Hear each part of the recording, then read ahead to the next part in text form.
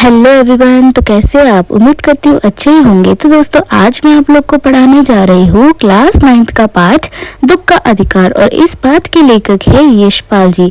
तो दोस्तों कहानी शुरू करने से पहले अगर आप मेरे चैनल पर नए हो तो प्लीज मेरे चैनल को सब्सक्राइब जरूर करना।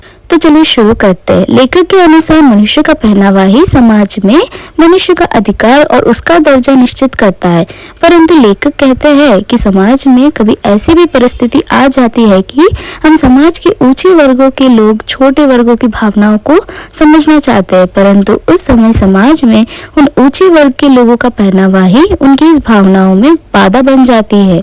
लेखक अपने द्वारा अनुभव किए गए एक दृश्य का वर्णन करते हुए कहते हैं कि एक दिन लेखक ने बाजार में फुटपाथ पर कुछ खरबूजों को टोकरी में और कुछ को जमीन पर रखे हुए देखा। खरबूजों के नजदीक ही एक ढलती उम्र की औरत बैठी रो रही थी।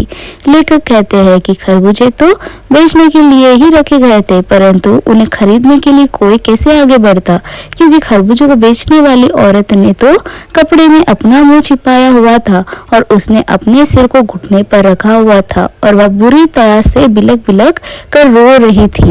लेखक कहते हैं कि उस औरत का रोना देखकर लेखक के मन में दुख की अनुभूति हो रही थी, परंतु उसके रोने का कारण जानने का उपाय लेखक को समझ नहीं आ रहा था, क्योंकि उस फुटपाथ पर उस औरत के नजदीक बैठ सकने में लेखक का पहनावा लेखक के लिए समस्या खड़ी कर रहा था, क्योंकि लेखक ऊंचे वर्ग का था और वह औरत छोटे वर्ग की थी। लेखक कहते हैं कि उस औरत को इस अवस्था में देखकर एक आदमी ने नफरत से एक नफरत थूकते हुए कहा कि देखो क्या जमाना है, जवान लड़की को मरे हुए अभी पूरे दिन नहीं पीते और ये बेशर्म दुकान लगा के बैठी है।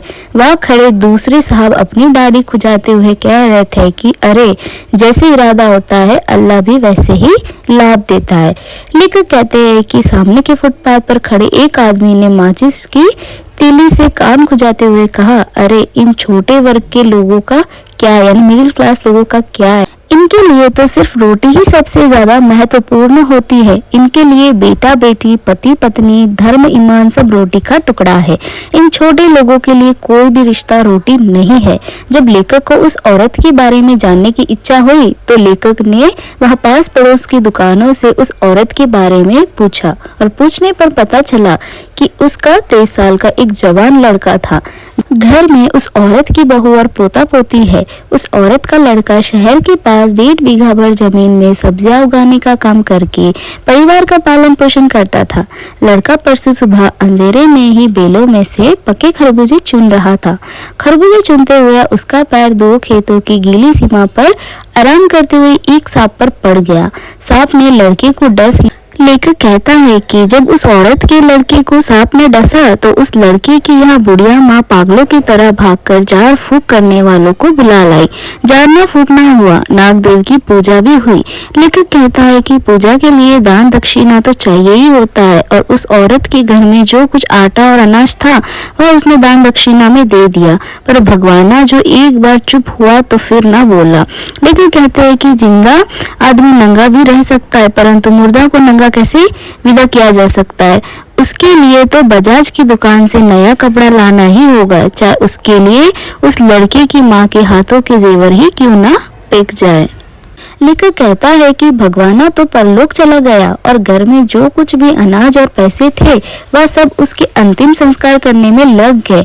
लेखक कहता है कि बाप नहीं रहा तो क्या, लड़के सुबह उठते ही भूख से बिलबिलाने लग गए।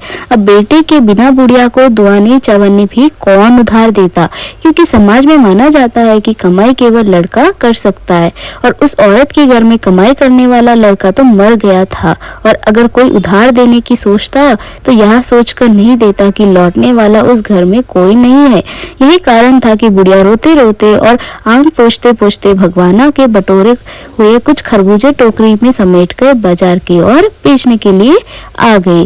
बुढ़िया खरबूजे बेचने का साहस करके आई तो थी, परंतु सिर पर चादर लपेट सिर को घुटना पर टिकाए हुए फूंक फूंक कर रोने लगी। कल जिसका बेटा चल बसा आज वह बाजार में सौदा बेचने चली आई। हाय रे पत्थर दिल। उस पुत्र वियोगनी के दुख का अंदाजा पता लगाने के लिए पिछले साल अपने पड़ोस में पुत्र की मृत्यु से दुखी माता की बात सोचने लगा। वह संभ्रांत महिला पुत्र की मृत्यु के बाद 2.5 मास तक पलंग से उठ ना सकी थी। उन्हें 15-15 मिनट बाद पुत्र वियोग से मूर्छा आ जाती थी और मूर्छा न आने की अवस्था में आंखों से आंसू ना रुक सकते थे। दो डॉक्टर हरदम सिरहाने बैठे रहते थे, हरदम सिर पर बर्फ रखी जाती थी। शहर भर के लोगों के मन उस पुत्र शोक से द्रवित हो उठे थे। और लेखक कहते हैं कि जब कभी हमारे मन को समझदारी से कोई रास्ता नहीं मिलता तो उस कारण बेचैनी हो जाते हैं और जिस कारण कदम तेज हो जाते हैं। लेखक भी उसी हालत में नाक ऊपर उठाए चल रहा था और अपने रास्ते में चलने वाले लोगों से ठोकरें खाता हुआ चला जा रहा था और सोच रहा था कि शौक करने और गम मनाने के लिए इस समाज में सुविधा चाहिए और दुख होने का भी एक अधिकार होता है। तो दोस्तों ये था दुख का अधिकार का पाठ। आपको कैसे लगा मुझे कमेंट सेक्शन में जरूर बताना। तो दोस्तों चलिए मिलते हैं नेक्स्ट वीडियो में, तब तक के लिए खुश रहे और स्वस्थ रहे।